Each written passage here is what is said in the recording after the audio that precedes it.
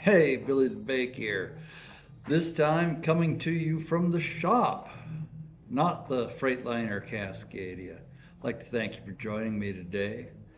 And if you're new here, my name is William. I've been in recovery since 1988. In fact, this day in 1988, May 27th, was heavens above. I'm sinking. My chair is, my chair is dropping down on me. I've got a bunch of office chairs and stuff out here in the shop, bar stools, rolling chairs, stuff like that, because got a back gives me some issues, and I spent more money literally on this fucking garage than I did on the house that's on this property and the property itself. And my back is jacked up, and I can't stand up and work on stuff. Go ahead and make plans, make them in pencil, kids. That's what they told me. I think I see why. Anyhow, to introduce the channel, my name is William. I've been in recovery since 1988. This tenure in the rooms does not make me better, stronger, faster, smarter. And God, I wish it made me prettier, but it doesn't. It doesn't make me any better than anybody else. It does mean that I've been around a long time. I've got to see what works for some folks and what doesn't. I've got to see what works in my life and what doesn't. It's given me time to earn a postdoc and fuck around and find out, and given me time to screw around, screw off, and screw up. I've got a lot of mistakes made and lessons learned. I'm going to be doing a several part series on that. But today I wanted to talk about clean and sober. Let's get into the topic. I got clean out on the West Coast, and the meetings I went to, a lot of people would use the term clean and sober, and a lot of people just said sober. And the people I respected, the people who had it cracking, who were doing the kinds of things I wanted to do, getting the things I wanted to get, and showing up in the world being the person that I wanted to be. When those folks used the word sober,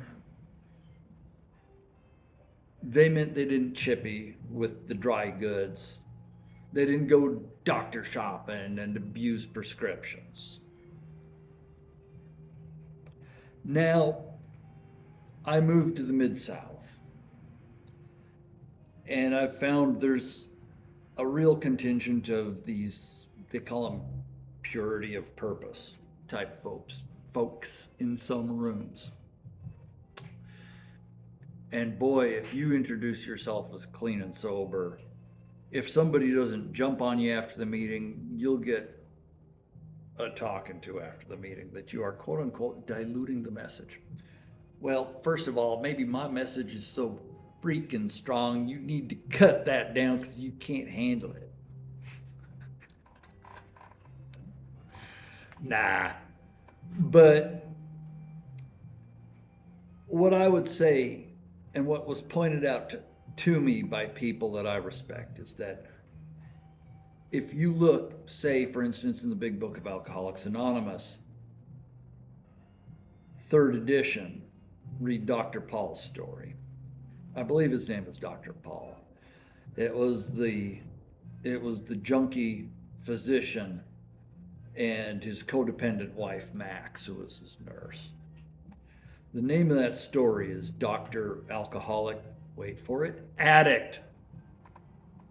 And they changed that one for the fourth edition to Acceptance is the Key. Is it because some people couldn't accept the name? I don't know. I'm digging that out of the hat that I should be wearing to cut down on the glare. But here's the thing, man. The people I respect the most, the people who really have it cracking, generally, they ain't screwing around with the, smoking the devil's lettuce, doctor shopping so they can get a medication or a different one that they like. Um, they don't chippy. They don't chippy. And that story, acceptance is the key, or Dr. Alcoholic Addict, makes it real clear. Now, this is not the first 164 pages. It is someone's personal story. However, AA thought highly enough of the content of that story that it was published in conference approved literature. And I'm gonna take my cue from that, so I don't chippy with no outside stuff. My clean date is in June, and the last thing I used was alcohol. However, for all the dry goods, the devil's lettuce, marching powder, whatever dry goods may include, it was this day in May 1988 that I got free from that I was granted freedom. And I want to celebrate that. There was a guy who used to go to this hall that I got clean at back in the West Coast, and he would say, I was driven here under the lashes of drugs and alcohol. Damn, when I heard him say that, man, I knew what he meant. No question in my mind what that cat was talking about.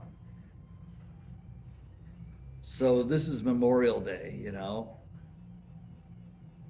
and we set this day aside to think about those who gave their lives in service of our country. And yeah, that's a real thing. That's not to make a pun about it. That's a sobering thought. And I also look back at the friends I've lost along the way that didn't make it. I did a video about a week ago on that. It's tough. But I'm not going to sit here and whine about this, that, and the other thing. I'm going to celebrate the fact that maybe despite myself, I've been granted relief. That's a beautiful thing. I want to give thanks. I want to give thanks to the people who mentored me. I want to give thanks to the people who made coffee and had the meeting halls open. And I want to give thanks to you for joining me here to celebrate this day. It is a wonderful thing. It is a wonderful thing. Anyway, with that, I hope wherever you are safe, well, and happy. And until next time, I'll see you out on the road or in the sleeper of the Freightliner, or perhaps here at the palatial Empire of Dirt. Thanks.